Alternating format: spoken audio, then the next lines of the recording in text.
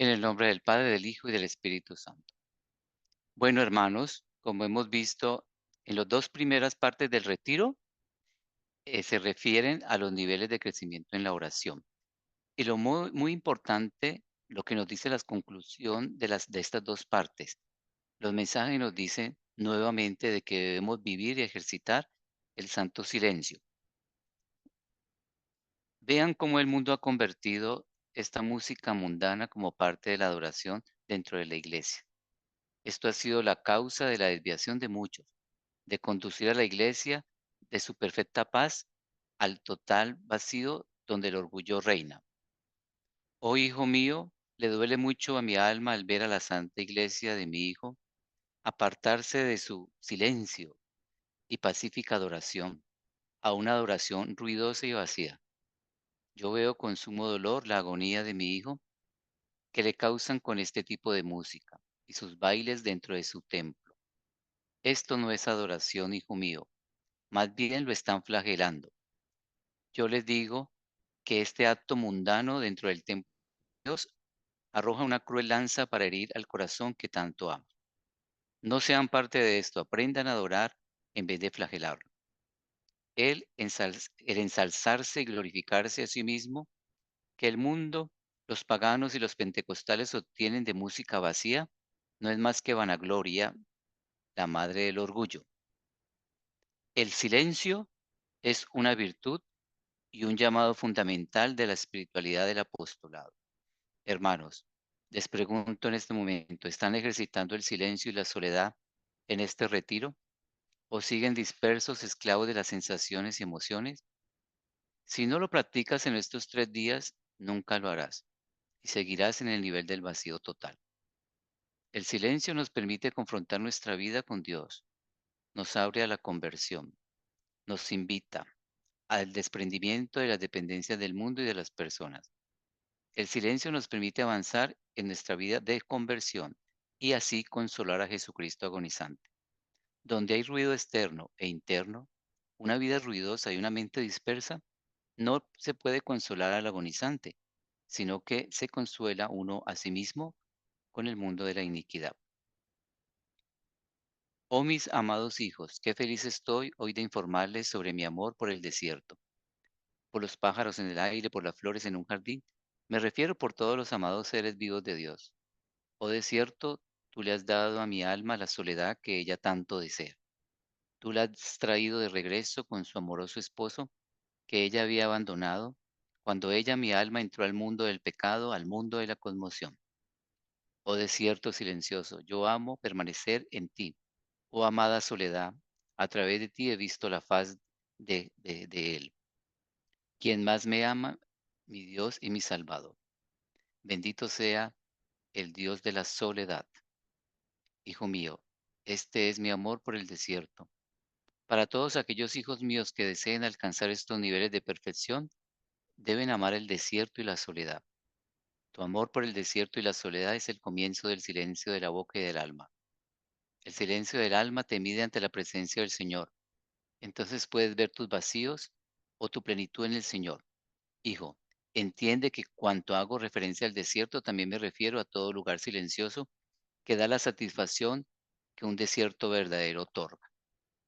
Hermanos, el retiro nos llama nuevamente a desprendernos de las dependencias personales, humanas, dependencias emocionales, traumas psicológicos, heridas no sanadas, rencores y odios que tienen consecuencias psicosomáticas. Perdonemos y perdonemos y perdonémonos a nosotros mismos. Permitamos al Espíritu Santo sanar nuestra historia personal. Desprendámonos del mundo y de sus distracciones. El mensaje nos dice, yo se los pido, hijos míos, yo les digo, despréndanse a sí mismo de la cadena de la esclavitud del dinero y de todo tipo de riquezas. Despréndanse a sí mismo de sí mismos. Me refiero a su apego a su vida. Hijos, despréndanse a sí mismo de estas cadenas que los amarran en el mundo. Sepan también, hijos míos, que sus ciegos apegos a su madre, a su padre, a hermano, hermana, a sus amigos, los mantienen cautivos en el mundo, impidiéndoles crecer. Como su madre que conoce las necesidades de su alma, yo los llamo nuevamente a que se desprendan a sí mismos del mundo y de sus placeres. Que Jesús sea todo. Yo les digo que Jesús ocupe el vacío de su alma. Mientras que el alma de los hombres mundanos sufre las penas de la impaciencia debido a sus apegos a las cosas del mundo, las almas de mis hijos disfrutan la verdadera paz debido a su apego a su divino Maestro. Muy bien, hermanos, entonces vemos nuevamente cómo es importante para crecer en la vida de conversión, en la vida espiritual, para poder consolar a Jesucristo agonizante, practicar y ejercitar disciplinadamente todos los días, especialmente en los llamados, en los retiros, el santo silencio y la santa soledad. Debemos desprendernos de todas las relaciones humanas tóxicas, de todas las contaminaciones espirituales. El alma de las personas mundanas o no convertidas sufren infelicidad, impaciencia, temores, rigidez, estrés, ansiedades, pánicos. Debemos permitir que el alma, una vez serenada de las dependencias externas y de las fantasías de la mente, pueda escuchar la voz de Dios. Como los mensajes nos dicen, hijos, luego de haberse serenado y al ofrecer todo su ser como sacrificio vivo, aprende a escuchar la voz de Dios en su alma.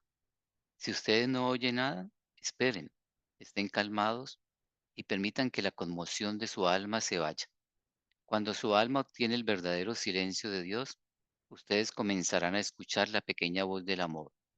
Ustedes deben escuchar esta voz mientras rezan, mientras leen libros santos y mientras hacen sus pequeños quehaceres diarios. Este es el reino de la contemplación que se ha enseñado. Bien, hermanos, entonces hay que ejercitar en la vida diaria, en la vida del trabajo, en el hogar, en todo lugar, los buenos hábitos espirituales, la disciplina espiritual del silencio, de la soledad, del recogimiento de los sentidos. Para ello necesitamos fortalecer nuestra voluntad y así decidir hacerlo. Hay que pedir la gracia, la fortaleza del Espíritu Santo. No se trata de buena voluntad, se trata de forzar la voluntad, de tomar la decisión de ser silenciosos y de vivir la soledad. Ejercitarla como medio de mortificación y perseverar en el silencio y la soledad. Pedir al Espíritu Santo entendimiento sobre el valor espiritual del silencio y la soledad. Los mensajes nos dicen, los últimos pasos son la mortificación y la perseverancia en la oración. Sepa que mientras más ligeros sean, más fácil será la comunicación del alma con el Divino Espíritu. Así que tomen el pétalo de la santa mortificación de la rosa perfecta. Por perseverancia en la oración me refiero a su continuo esfuerzo en alcanzar el más alto nivel de perfección, es decir, de vida de conversión, hermanos. Hijo, oro que todos ustedes perseveren, recojan todas las lecciones de los santos y crezcan. Ahora el retiro nos invita en esta parte y nos habla del camino del mundo, que el camino del mundo para nosotros los consagrados es una batalla espiritual y por eso debemos tomar las armas espirituales. ¿Cuáles son las armas espirituales que el Señor nos ofrece en la iglesia? Los niveles de oración, la conversión permanente, porque permite al consagrado armarse para la batalla espiritual, que es la batalla de la conversión.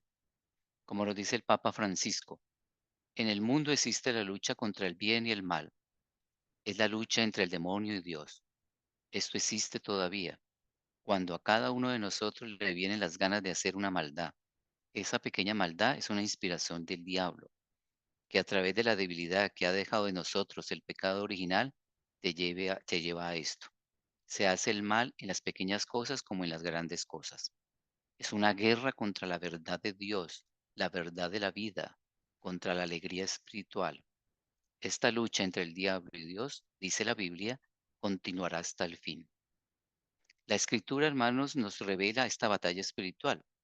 El combate espiritual se decide cuando se elige a quién se desea servir, nos dice Mateo 6, 21, 24. Segunda de Timoteo 2, 1 a 3 nos dice, tú que eres mi hijo, fortalécete con la gracia de Cristo. Con la gracia de Cristo Jesús, comparte mis fatigas como buen soldado de Jesucristo. He combatido bien mi batalla, he corrido hasta la meta, he mantenido la fe, nos dice Pablo en segunda de Timoteo 4, 7. Romanos 12, 11 nos dice, sed diligentes sin flojedad, fervorosos de espíritu como quien sirve al Señor. Primera de Timoteo 6:12 nos dice, combate el buen combate de la fe, conquista la vida eterna a la que has sido llamado. Romanos 13:12 nos dice, la noche va ya muy avanzada y se acerca ya el día. Despojémonos pues de las obras de las tinieblas y vistamos las armas de la luz. Y Efesios 6:12 nos dice, nuestra lucha no es solo contra la carne y la sangre, sino contra los principados, contra las potestades, contra los dominadores de este mundo tenebroso, contra los espíritus del mal que están en las alturas. Efesios 6:14-17 nos dice, ceñida su cintura con la verdad y revestido de la justicia como coraza, calzado los pies con el celo por el evangelio de la paz, embrazando siempre el escudo de la fe, para que puedan apagar con él todos los encendidos dardos del maligno. Tomen también el yelmo de la salvación y la espada del Espíritu, que es la palabra de Dios.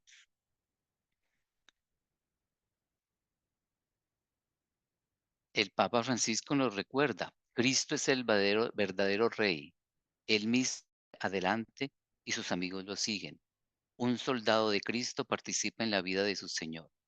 Esta es también la llamada que corresponde a todos nosotros, asumir las preocupaciones de Cristo, ser su compañero. Así, ustedes aprendan día tras día a sentir con Cristo y con la Iglesia. El Papa San Pablo VI nos dice, la Iglesia necesita esforzados soldados de Cristo, pertrechados con una fe intrépida y preparados para realizar arduas empresas y llevar a los hombres de nuestro tiempo a la nueva de la salvación. Hermanos, como nos dice el Catecismo de la Iglesia Católica, la confirmación nos arma y nos adiestra como soldados de Cristo para confesar y defender públicamente su nombre contra los enemigos y contra el demonio, al mismo tiempo que nos distingue de los que recientemente bautizados y no confirmados se encuentran aún espiritualmente en su infancia. Dios nos contempla, Cristo y sus ángeles nos miran mientras luchamos por la fe. Qué dignidad tan grande, qué felicidad tan plena es luchar bajo la mirada de Dios y ser coronados por Cristo. Revistámonos de fuerza, hermanos, amadísimos, y preparémonos para la lucha con un espíritu incorrupto, con una fe sincera, con una total entrega, que el ejército de Dios marche a la guerra que se nos declara por el mundo de la iniquidad y del pecado. Hermanos, el apóstol Pablo nos indica cómo debemos revestirnos y prepararnos cuando dice, abróchense en el cinturón de la verdad, por coraza tengan la justicia, bien calzados para estar dispuestos a anunciar el Evangelio de la paz y por supuesto tener embrazado el escudo de la fe, donde se apagarán las flechas incendiarias del malo, del maligno. Tomen por su casco la salvación y por espada la del Espíritu, es decir, la palabra de Dios. Hermanos, que estas armas espirituales y celestes nos revistan y nos protejan para que en el día de la prueba podamos resistir a las acechanzas del demonio y podamos vencerlo. Tomemos también el casco espiritual, para que protegidos nuestros oídos, no escuchemos los edictos de la idolatría del mundo. Protegidos nuestros ojos, no veamos los ídolos del mundo de la iniquidad. Que el casco proteja también nuestra frente, para que se conserve la señal de Dios, y nuestra boca, para que la lengua victoriosa confiese a su Señor Cristo. El combate espiritual, el combate de la fe, el combate de todos los cristianos y consagrados es un combate al cual todos estamos llamados avanzando en una vida de conversión. El catecismo de la Iglesia Católica nos recuerda, el bautismo, dando la vida de la gracia de Cristo, borra el pecado original y devuelve el hombre a Dios, pero las consecuencias para la naturaleza, debilitada e inclinada al mal, persisten en el hombre y lo llaman al combate espiritual, que es un duro combate. El catecismo sigue diciendo, las consecuencias del pecado original y de todos los pecados personales de los hombres confieren al mundo en su conjunto una condición pecadora, que puede ser designada con la expresión de San Juan, el pecado del mundo. Primera de Juan 1:29. Esta situación dramática del mundo que todo entero yace en poder del maligno.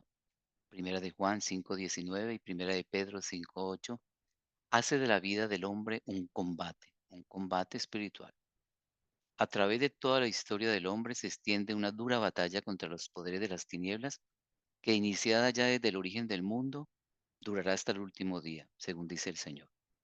Inserto en esta lucha, el hombre debe combatir continuamente para adherirse al bien y no sin grandes trabajos. Con la ayuda de la gracia de Dios, es capaz de lograr la unidad en sí mismo y avanzar en su vida de conversión.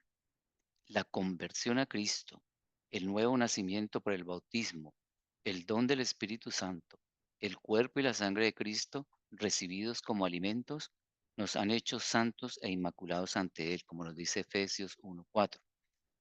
Como la iglesia misma, esposa de Cristo, es santa e inmaculada ante Él. Efesios 5:27.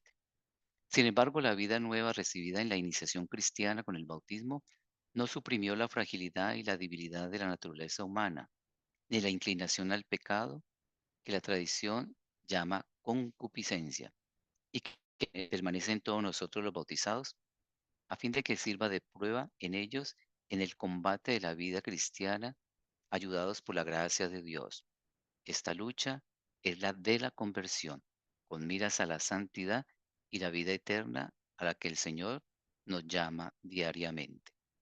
El camino de la perfección pasa por la cruz. No hay santidad sin renuncia y sin combate espiritual, como nos dice 2 de Timoteos 4. El progreso espiritual implica la ascesis, la purificación, la mortificación que conducen gradualmente a vivir en la paz y el gozo de las bienaventuranzas. El combate espiritual de la vida nueva del cristiano es inseparable del combate de la oración. Por eso, hermanos, la oración supone un esfuerzo y una lucha contra nosotros mismos y contra las astucias del tentador. El combate de la oración es inseparable del combate espiritual, necesario para actuar habitualmente según el Espíritu de Cristo. Se ora como se vive porque se vive como se ora. Pues bien, este combate y esta victoria solo son posibles con la oración.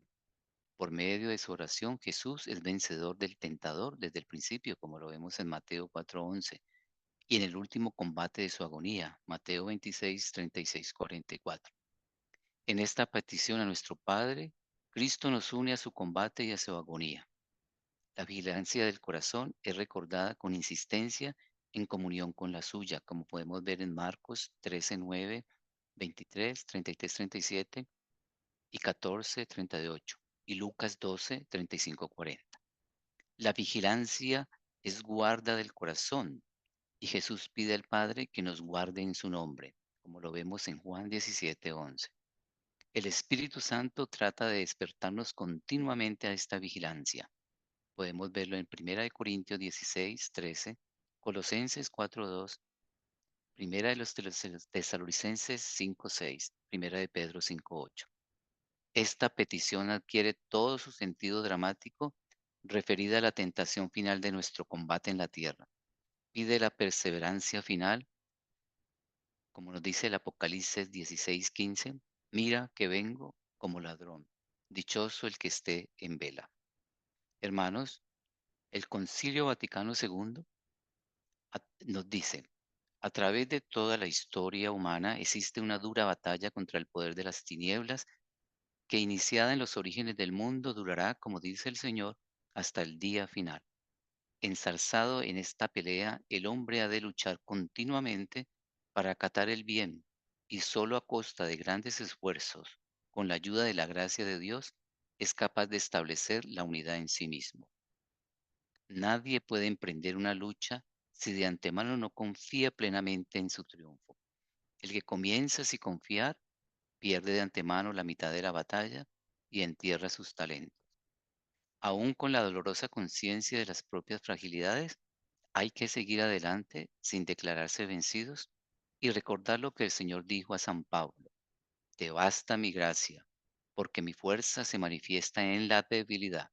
Segunda de Corintios 12:9. El triunfo cristiano es siempre una cruz, pero una cruz que al mismo tiempo es bandera de victoria. El Papa Benedicto XVI nos ha dicho: no tengamos miedo, Por lo tanto, de afrontar también nosotros el combate contra el espíritu del mal. Lo importante es que lo hagamos con Él, con Cristo el vencedor. Y para estar con Él, dirijámonos a la Madre María. Invoquémosla con confianza filial en la hora de la prueba, y ella nos hará sentir la poderosa presencia de su Hijo Divino para rechazar las tentaciones con la palabra de Cristo y así volver a poner a Dios en el centro de nuestra vida.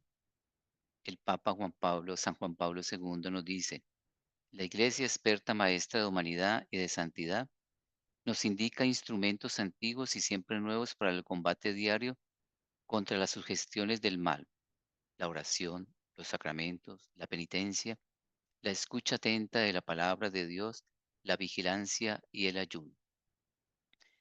La pureza de corazón es, por tanto, una tarea para el hombre que debe realizar constantemente el esfuerzo de luchar contra las fuerzas del mal, contra las que empujan desde el exterior y las que actúan desde el interior, que lo quieren apartar de Dios. Y así en el corazón del hombre se libra un combate incesante por la verdad y la felicidad. Para lograr la victoria en este combate, el hombre debe dirigirse a Cristo. Solo puede triunfar si está revestecido por la fuerza de su cruz y su resurrección. Crean en mí, crea en mí, oh Dios, un corazón puro, nos dice el Salmo 50. Consciente de la debilidad humana, porque sabe que para ser justo ante Dios no basta el esfuerzo humano. Al avanzar en los niveles de oración y conversión, entendemos espiritualmente qué es llevar una vida de cruz de perfección. La perfección, hermanos, es vida de conversión. Como nos dicen los mensajes: hijos, ustedes han aprendido de Jesús lo que es la cruz de perfección. Veo a Jesús ofreciéndoles esta cruz. Esta es la cruz del amor, de la humildad, del perdón y de la verdad, que ustedes la reciben de Él. Jesús les ha dicho que su camino es un camino desértico muy duro y rocoso. Es un desierto con vientos abrasadores. El que quiera, Él quiere que todos ustedes le sigan, ya que este es el único camino de salida. Verdaderamente este es el único camino hacia nuestro feliz hogar. Síganlo. Tu madre lo está llamando a seguirlo. Él es su maestro, Él es su Señor y su Salvador. Él no permitirá que ustedes mueran. Su amor los protegerá. Su misericordia va a satisfacer su sed. Él es el pan de vida. Todos los que lo sigan gozarán de su luz y de la paz del paraíso.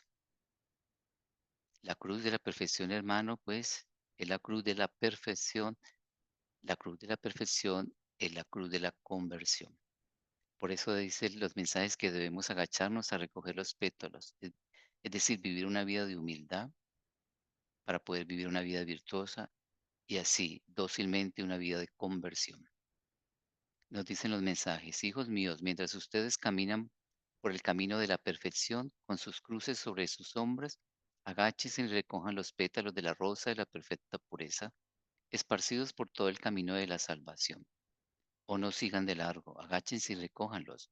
Yo les digo, recojan estas rosas y estos pétalos de la rosa de la perfecta pureza, en la medida que se los encuentren en su camino. Estos son los fuentes de la gracia. Aquellos que descuiden estas rosas y pétalos de la rosa de la perfecta pureza, pronto se darán por vencidos. Hijos, yo no quiero que ninguno de ustedes se rinda. Jesús tampoco lo quiere. Es por ello que Él esparció las rosas de la pureza en el camino sangriento de la perfección y de la salvación. Aquellos que lo recojan tendrán suficiente gracia para continuar con el camino de su vida.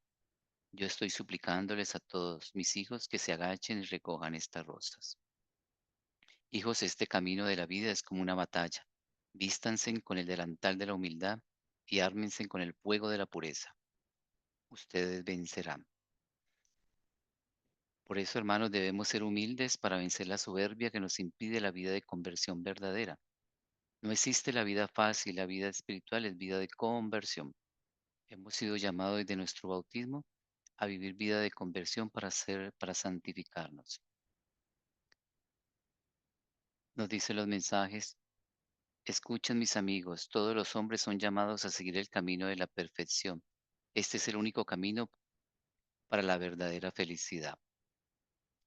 Como vemos, hermanos, vivimos en un mundo de iniquidad y por lo tanto debemos armarnos con armas espirituales para la batalla.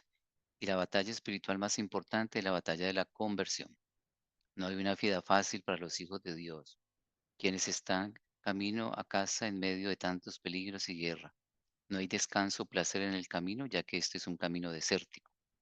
Aquellos que añoran el placer mientras van por el camino, pronto se rendirán y se unirán al mundo inicuo, al mundo de la iniquidad. Amigos, yo les digo que todos los que están aferrados a la vida encontrarán el camino difícil de seguir. Todos los que estén atados a la riqueza lo encontrarán duro en seguirlo. Todos los adoradores de milagros difícilmente lo seguirán. Recuerden que este es un camino desértico. El camino de la vida es una batalla de conversión. Crucificarnos es vida de conversión. Aprender de la vida de conversión de los santos, de su vida virtuosa, ascética, de su amor por la soledad y por el silencio. Las lecciones de la paz dorada se fundamentan en la vida de oración y en una vida separada del mundo. En cuanto a la vida de oración, ustedes están llamados a tener una perfecta unión con su Dios. Esta unión es una amorosa relación entre el alma y su Dios. Aprendan las lecciones de los santos. La vida de oración y la separación del mundo del pecado tienen una meta en común que alcanzar. La meta es el gran sello, la marca de pertenencia. Este es el tabernáculo viviente en las almas de los hombres que Dios quiere formar en todas las almas. El tabernáculo vivo de Dios en el alma de los hombres es el reino glorioso que ustedes están esperando. Hermanos, los consagrados deben ser testimonio de vida virtuosa, de vida de conversión. El sello de la conversión dado a nosotros en el bautismo y fortalecido con la práctica de todos los sacramentos. Los sacramentos no son un rito, son llamados a una vida de conversión. El sello de la conversión se manifiesta en vida de humildad y sencillez. La marca de mis hijos se evidencia en su sencillez y humildad, nos dice una y otra vez los mensajes. Hermanos, y ahora vamos a tener un momento para meditar, para reflexionar sobre la batalla de la conversión espiritual. ¿Cómo estoy viviendo yo esta batalla? Queridos hermanos, ahora el retiro nos invita a meditar el reino glorioso en la tierra. Jesús anuncia el nacimiento de su reino glorioso. Lo podemos leer en el Evangelio de San Lucas 4, 14, 22. Jesús volvió a Galilea por la fuerza del Espíritu y su fama se extendió por toda la región. Él iba enseñando en sinagogas y alabados por todos. Vino a Nazaret, donde se había criado, y según su costumbre entró en la sinagoga el día de sábado y se levantó para hacer la lectura. Le entregaron el volumen del profeta Isaías y desenrollando el volumen halló el pasaje donde estaba escrito: El Espíritu del Señor está sobre mí porque me ha ungido para anunciar a los pobres la buena nueva. Me ha enviado a proclamar la liberación de los cautivos y la vista a los ciegos, para dar libertad a los oprimidos y proclamar un año de gracia del Señor. Enrollando el volumen lo devolvió al ministro y se sentó. En la sinagoga todos los ojos estaban fijos en él. Comenzó pues a decirles: Esta escritura que acaban de oír se ha cumplido hoy. Y todos daban testimonio de él y estaban admirados de las palabras llenas de gracia que salían de su boca. Todo el mensaje, hermanos, y la actividad de Jesús está al servicio del reino de Dios y obtiene su sentido desde ahí. Todo está subordinado a la idea del reino de Dios y todo adquiere su unidad y su verdadero significado y su fuerza apasionante desde esta realidad del reino. Esto quiere decir que la venida del reino de Dios nos ofrece la clave para captar el sentido que Jesús dio a su vida y el proyecto que Él quiere ver realizado entre todos nosotros los hombres y mujeres católicos y consagrados. Jesús no habló simplemente de Dios, sino del reino de Dios. Jesús no fue un teólogo dedicado a exponer teóricamente doctrinas o ideas de Dios, sino un profeta entregado a anunciar la causa de Dios entre los hombres. Jesús no ha pedido que se comprenda mejor la esencia de Dios. Ha buscado con todas sus fuerzas que Dios sea acogido entre los hombres y se imponga su reinado. Hermano, la vida de conversión está relacionada íntimamente con el nacimiento del reino glorioso de Jesucristo, pues su mensaje siempre fue: arrepiéntase, conviértase y crean. Esto quiere decir que lo que a Jesús le interesa por encima de todo es que los seres humanos de todos los tiempos, de todos los lugares, Abramos nuestro corazón y nuestra vida a Dios y a su bondad, y asumamos en nuestro comportamiento de cada día lo que Él espera de nosotros, que lo amemos con todo el corazón y que nos amemos mutuamente unos a otros. Todo esto implica, hermanos, vida de conversión. Nuestra fe cristiana católica no es ni puede ser de ninguna manera una simple aceptación teórica de una determinada concepción de Dios, sino sobre todo la búsqueda activa y constante del reino de Dios, del reinado de Dios en el mundo, aquí y ahora y por toda la eternidad. Y junto con él el reinado de la verdad, de la justicia, de la fraternidad, de la libertad y de la paz que Dios procede. Así dijo Jesús a sus discípulos. Busquen primero el reino de Dios y su justicia, y todas las demás cosas se les darán por añadidura. Lo vemos en Mateo 6:33. Mis hijos, hoy hace algunas horas que el reino glorioso de paz ha nacido para el mundo, nos dicen los mensajes del retiro. Felices todos aquellos llamados a celebrar esta gran fiesta, el nacimiento del reino glorioso y mi reino en la tierra. Cuán afortunados son de ver este día. Qué gran gozo escuchar que en esta tierra de ustedes son los primeros en celebrar esta gran fiesta, el nacimiento de mi glorioso reino. Hoy se han cumplido todas las profecías que en la plenitud del tiempo habría de venir el glorioso reino de paz y el triunfo del Inmaculado Corazón de mi Madre. Hoy sus propios ojos han visto este día. Felices aquellos cuyos ojos están abiertos para ver este gran privilegio. Hijos, vean mi cruz agonizante a través de la cual ustedes triunfarán. Pronto será una cruz victoriosa. El reino de Dios es Jesús mismo, en síntesis, realización de la esperanza del Antiguo Testamento y presencia salvadora de Dios, anunciado en parábolas, concretado en las bienaventuranzas. Está entre nosotros, se alcanza con vida de conversión y de amor al prójimo. A una pregunta de los fariseos sobre cuándo iba a llegar el reino de Dios, respondió Jesús, el reino de Dios no vendrá de forma espectacular, ni se podrá decir está aquí o allí, porque el reino de Dios ya está entre ustedes. El Evangelio de Lucas 17, 20, 21. El plazo se ha cumplido. El reino de Dios está llegando. Conviertas y crean en el Evangelio. Evangelio de Marcos 1:15. Jesús recorría toda la Galilea enseñando en las sinagogas judías, anunciaba la buena noticia del reino y sanaba a los enfermos y las dolencias del pueblo. Evangelio Mateo 4:23. Jesús predica el reino de Dios. Los evangelios nos dejan muy claro que la predicación de Jesús gira en torno al reino de Dios, de modo que constituye el centro y marco de toda su enseñanza. Hay que recordar que en el contexto propio del anuncio del reino es la esperanza del Antiguo Testamento de un rey que traería paz y la justicia a la nación, que se compadecería y ayudaría a los más necesitados y pecadores. El Mesías da respuesta a esa esperanza. Características del reino de Dios. Jesús anuncia que el reino de Dios ha llegado ya y que estas son algunas características con las que se describe. Se alcanza por la violencia, por el combate espiritual, como nos dice Mateo 11:12. Lo arrebatan, lo logran con la lucha y el combate espiritual todos aquellos que se esfuerzan. Mateo 11:12. Se entra esmerándose en ir más allá del cumplimiento de las leyes. Mateo 5:20. Ya están preparados. Mateo 25:34. Ya está entre nosotros. Lucas 17:21. Van unos antes que otros. Mateo 21:31. A algunos se les cierra el paso. Mateo 23:3. La presencia salvadora de Dios. Estas expresiones parecen indicar una gran independencia del reino frente a los hombres, pues la iniciativa es solo del Padre. La buena noticia de este reino es la presencia salvadora de Dios entre nosotros para realizar la comunión con Él y con los hermanos. Pero no es posible quedar pasivo ante este ofrecimiento, sino que hay que realizar esfuerzos para apropiárselo. Por eso mismo el reino de Dios se busca, se alcanza, se arrebata. La misión del apostolado es cooperar, esforzarse para instaurar el reino de Dios con nuestra vida de conversión.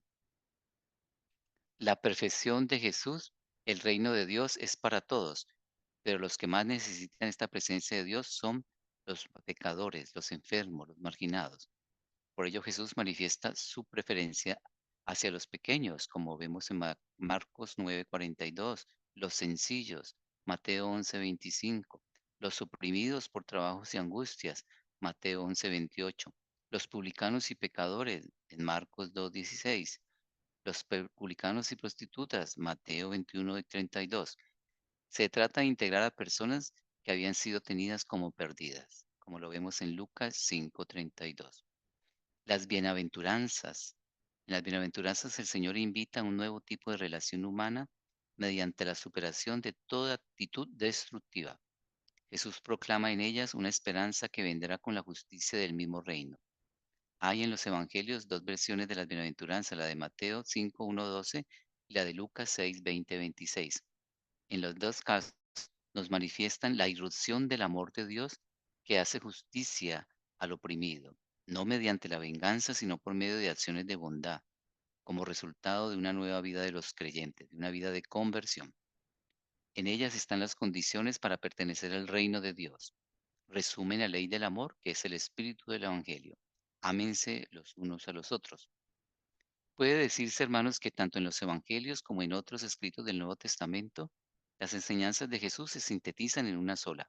Ámense los unos a los otros como yo los he amado, como se dice en el Evangelio 15, San Juan 15:12. Jesús es el nuevo legislador que quiere hacer de nosotros la nueva comunidad de hijos de Dios, cuyo distintivo es el amor. Jesús no viene a destruir la ley, sino a cumplirla y a perfeccionarla. Mateo nos dice que para Jesús cumplir la ley es no matar y además no insultar o despreciar a otro. Mateo 5, 21, 22.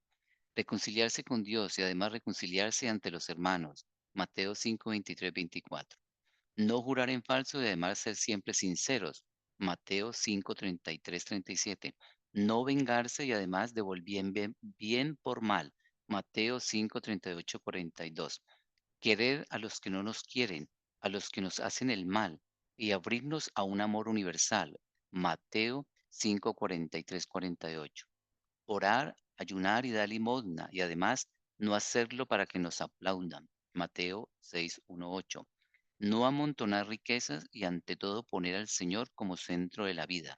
Mateo 6, 19, 34. Es decir, el reino de Dios implica una vida de conversión. El reino de Dios es Jesús mismo, el reino de Dios. No es un concepto, una doctrina o un programa sujeto a libre elaboración, sino que es ante todo una persona que tiene el rostro y el nombre de Jesús de Nazaret, imagen de Dios invisible, como nos dice Romanos 18. El reino, la obra salvífica de Dios, podemos entender el reino de Dios como la intervención personal todopoderosa y absolutamente gratuita de Dios, quien por su Hijo se reafirma como el Señor.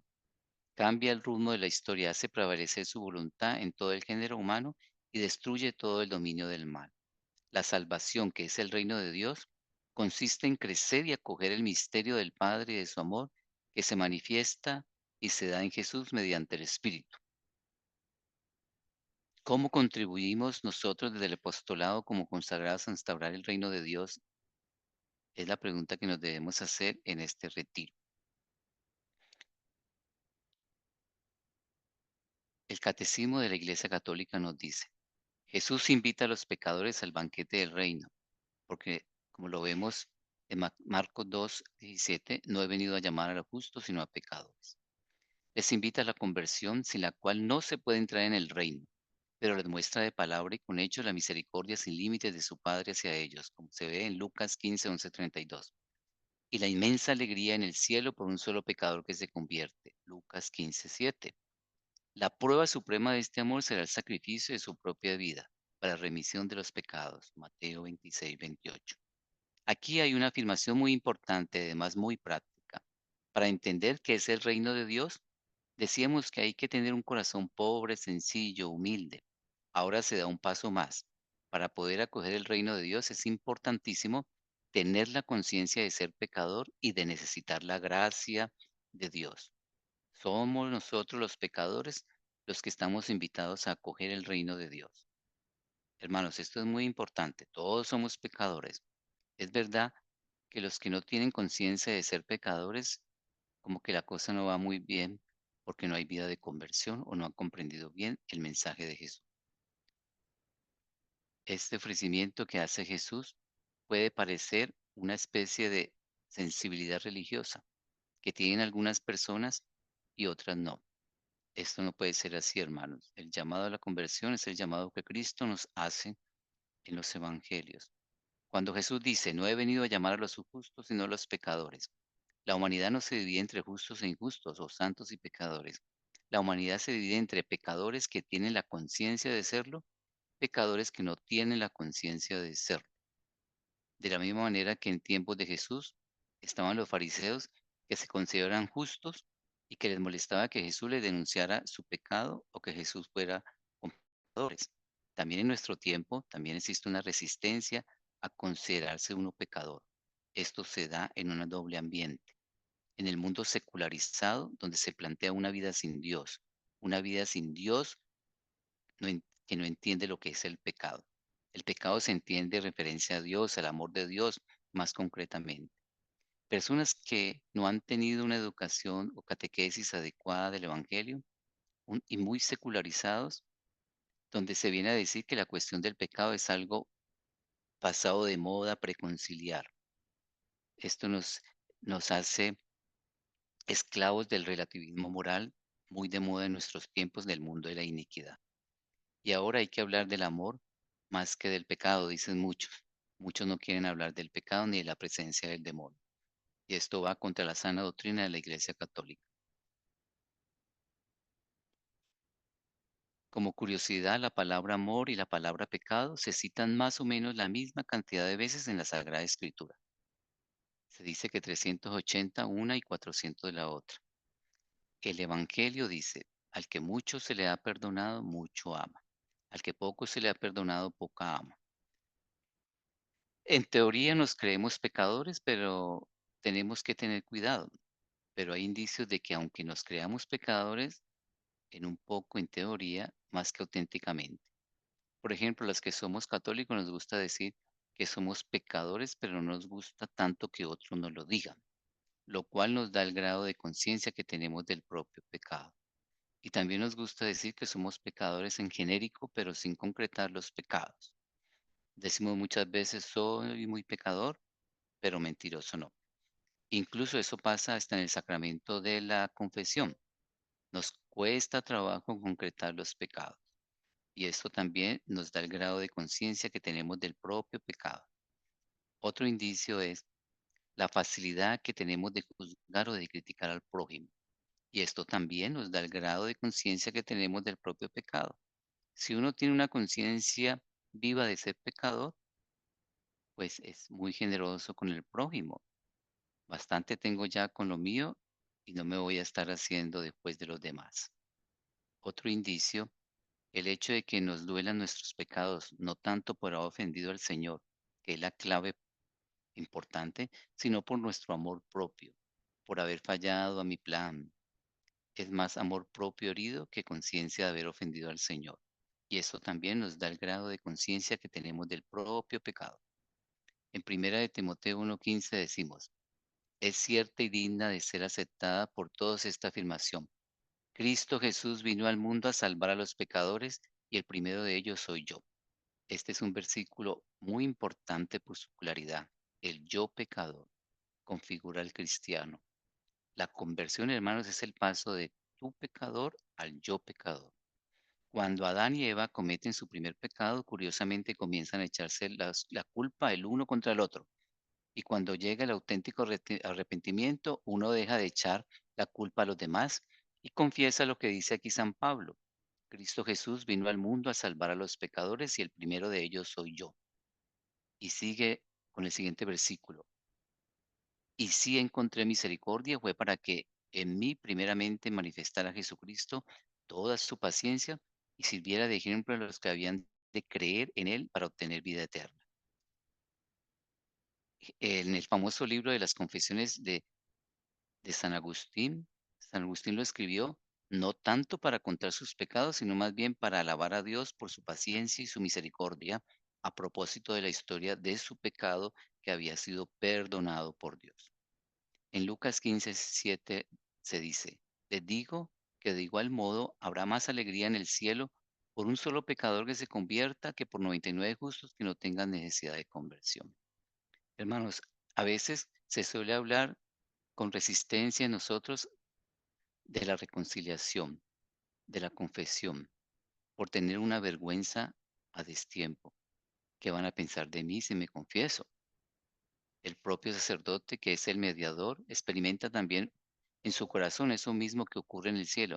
Un sacerdote, los sacerdotes, estamos muy dispuestos y muy contentos todos los días cuando van a confesarse en todos nuestros feligreses. Y nos interesa mucho que vengan a confesarse aquellos que tienen pecados graves. La alegría del perdón se entiende desde esta predicación de la venida del reino a través de Jesucristo. El demonio suele sembrar esa falsa vergüenza para impedir que las personas se arrepientan y vayan al sacramento de la confesión. Y esto es muy preocupante porque uno puede ver en todos los grupos y en los apostolados de la Iglesia Católica cómo muchas personas no se confiesan. En vez de tener vergüenza en el momento de pecar, curiosamente tenemos vergüenza en el momento de arrepentirnos. El demonio nos tienta a todo momento. Estamos tocando el corazón del Evangelio, la llamada a la conversión. Convertirse es un gozo, es una fiesta, es volver a nacer de nuevo. Y eso que nos han vendido, lo contrario. Lo que decían este filósofo Nietzsche, que hablaba de que Cristo había muerto, de la filosofía de la muerte. El cristianismo es una religión de esclavos, decía él. Este filósofo en su soberbia acusa el cristianismo. Lo que realmente esclaviza, sabemos todos nosotros, son las cadenas del pecado. Eso es lo que nos quita la alegría. Y si no, veamos, ¿dónde hay más caras alegres? Nos dice el Papa Francisco. ¿Dónde hay más alegrías y dónde hay caras amargadas? El Papa Francisco nos dice, vayan y comparen. ¿Dónde encontrar una cara más alegre sino en una comunidad de contemplativos o contemplativas, de religiosos, o a una persona que se retira a las 6 de la mañana en un taxi después de pasar toda la noche de copas, nos dice el Papa Francisco? Mateo 26, 28 dice, tomó luego una copa y dada las gracias se la dio diciendo, beban de ellos todos porque esta es mi sangre de la alianza, que es derramada por muchos para el perdón de los pecados. ¿Cuánto le hemos costado a Dios, hermanos? ¿Qué importantes somos para Dios para que el precio de mi pecado tenga un valor tan grande? En esta parte del retiro, hermanos, como vemos, se nos invita a meditar sobre el carisma fundacional y la identidad espiritual del apostolado de la preciosa sangre. La fiesta del triunfo victorioso de la Santa Cruz nos llama a contemplar el misterio pascual, la pasión, muerte y resurrección de nuestro Señor Jesucristo, el misterio de su muerte en cruz mediante el cual se instaura su reino glorioso. ¿Qué significa esta gran fiesta? Como nos dicen los mensajes. Ustedes le responderán, es el festejo del nacimiento de esta era de paz que estamos viviendo, cuando Jesucristo agonizante conquistó el poder de la iniquidad y guió a su pueblo a través del estrecho, duro mundo del pecado hacia la tierra de la paz. Hermanos, debemos recordar que no hay resurrección ni glorificación sin crucifixión. No hay cristianismo sin cruz. No hay consagración sin cargar la cruz de la perfección. Jesucristo agonizante está en la cruz suplicando nuestro consuelo, nuestra fidelidad y obediencia a nuestra vida de conversión. Con su agonía de muerte en la cruz, Cristo nos ha redimido, nos ha reconciliado con Dios Padre y ha vencido el pecado y la muerte. El reino glorioso es la victoria de cruz de Jesucristo y por ello es para nosotros es vida de conversión de una vida de pecado con la cual agonizamos a Cristo a una vida virtuosa y santa con la cual consolamos a Jesucristo agonizante. Todo debemos cargar la cruz de la perfección, la cruz de la conversión, de la santificación. La victoria de la cruz es vida de conversión permanente. Solo quien vive una vida de conversión verdadera vive la vida de la cruz de perfección, ya que la perfección es santidad. Cuando Jesucristo venga en su gloria nos juzgará de acuerdo como hemos vivido esa vida de cruz, de perfección, esa vida de conversión. Y con nuestra vida de conversión contribuimos a instaurar el reino glorioso de Jesucristo, nos dicen los mensajes. Consolamos a Jesucristo agonizante cuando cargamos la cruz de la conversión, ya que hacemos la voluntad de Dios, Padre, y no nuestra propia voluntad. El reino glorioso es el reino de la cruz santa y victoriosa. La victoria de la cruz imita necesariamente e implica, hermanos, necesariamente vida de conversión. El reino glorioso de Jesucristo es un reino de esperanza. Por ello los consagrados estamos a llamar a vivir la vida de esperanza, a ser testimonio de esperanza. Alienten a las almas desesperadas con las palabras de esperanza, nos dicen los retiros, en el retiro los mensajes. Consolar al agonizante es consolar a todo el que vive en desesperanza. Debemos ser testimonio de esperanza y obediencia a la voluntad del Padre. Al vivir una vida de conversión, damos testimonio en la iglesia de vida de conversión. Nuestra misión como consagrados en el apostolado es ser testimonio de vida de conversión y así otros podrán consolar a Jesucristo agonizante al convertirse también. Hombres de buena voluntad. El reino glorioso de Jesucristo es un reino de personas de buena voluntad, nos dicen los mensajes. Hacer la voluntad de Dios Padre, porque solo haciendo su voluntad y no la nuestra, contribuimos a instaurar el reino glorioso de Jesucristo. Haciendo la voluntad de Dios somos personas buenas y benignas a imagen de Dios. Solo haciendo la voluntad de Dios salimos del egocentrismo del pecado y podemos entrar y podemos amar a Dios verdaderamente y al prójimo. Y solo podemos amar a Dios y al prójimo con nuestra vida de conversión. Hijos, nos dicen los mensajes, yo los llamo a reunirse con mis hijos que están sedientos y le den esta agua viva que les he ofrecido a ustedes. Alienten a las almas desesperadas con palabras de esperanza que han escuchado de mí. Reúnanse por mí, mis pequeños consoladores, y hagan conocer mi voluntad. Esos pequeños consoladores los están esperando. Ellos están esperando para verlos. Vayan y enséñeles mi voluntad. Mis apóstoles, yo les llamo a propagar la devoción alrededor del mundo. Las personas de buena voluntad, hermanos, viven una relación íntima y personal con Dios y así pueden consolar a Jesucristo agonizante. Los mensajes nos dice cuán felices son los hombres de buena voluntad, es decir, todos aquellos que hacen la voluntad de Dios.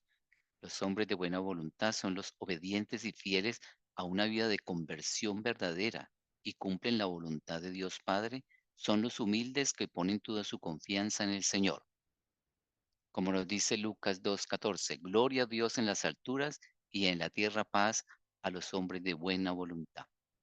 La voluntad no es un valor físico, hermanos. No por ser fuerte se es un hombre de voluntad. No es capricho al que le sirve fiel y ardientemente o la terquedad en una postura elegida, sin saber de antemano sus consecuencias. Es más bien la facultad del alma que nos mueve a actuar para conseguir un bien concreto, un ideal, con constancia y con todas las fuerzas de nuestra vida interior. Voluntad es determinación, firmeza en los propósitos, solidez en los objetivos y ánimo frente a los propósitos. Significa tener la intención de ser algo aunque cueste. ¿Qué nos impide ser personas de buena voluntad, hermanos? Nuestro pecado, nuestra desobediencia e infidelidad a una vida de conversión. ¿Qué elementos pueden educarnos a la voluntad? Podríamos decir que los principales elementos para educar a la voluntad son la motivación, el orden, la constancia, la disciplina espiritual, la perseverancia. Hijos, pasará igual que con mi nacimiento, nos dice los mensajes. Yo les digo, ustedes vivirán una experiencia similar a la ocurrida durante mi nacimiento en este nacimiento del reino glorioso, el cual he anunciado a ustedes. Ustedes verán a los hombres de buena voluntad que anhelaban ver los días de mi reino glorioso. Cuando ellos escuchen el nacimiento de mi reino glorioso, ellos se llenarán de gozo. Yo les digo que ellos son los Simeón de nuestra época. Sus ojos verán hombres sabios que desde lejos, al escuchar de este gran favor a la humanidad, vendrán a presenciarlo. Hijos míos, recuerden que habrá un Herodes de los últimos tiempos.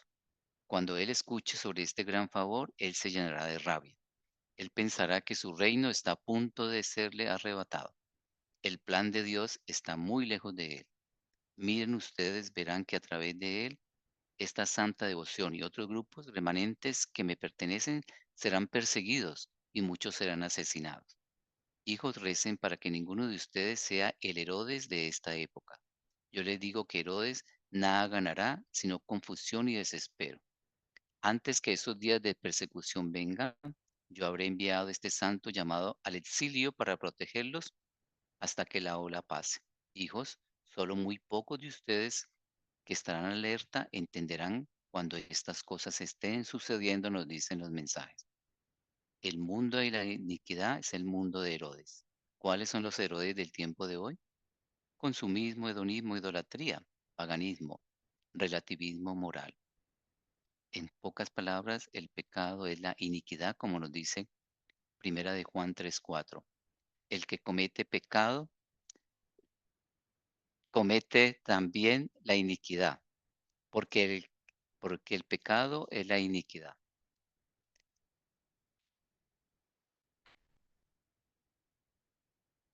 La iniquidad se refiere a amar al mundo del pecado, amar al mundo de la iniquidad.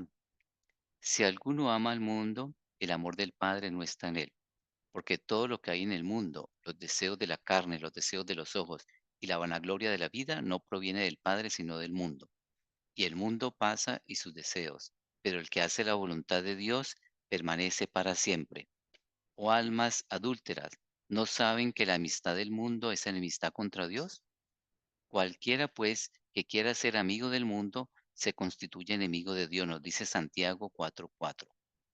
La palabra de Dios utiliza palabras como iniquidad, transgresión y pecado para indicar los niveles de desobediencia a Dios. Todo se clasifica como pecado. Podemos leer en Miqueas 2:1, dice: Ay de los que en sus camas piensan iniquidad y maquinan el mal, y cuando llega la mañana lo ejecutan porque tienen en su mano el poder. Reconcíjense porque ustedes han visto el triunfo de la Santa Cruz, nos dicen los mensajes del retiro. Nosotros vivimos la experiencia del triunfo de la Santa Cruz, pues se nos ha revelado el amor, el perdón de Dios en Jesucristo agonizante. Hijos, ¿qué podría entonces impedir nuestra felicidad? Yo les digo, libérense de cada una de sus cargas, pongan a un lado el peso del castigo por venir. Reconcíjese, yo les digo, regocíjese con el cielo porque la victoria es de ustedes que permanecen en mi amor. Nuestra misión es cargar la cruz de la perfección. Vida de conversión es vida de felicidad y regocijo espiritual.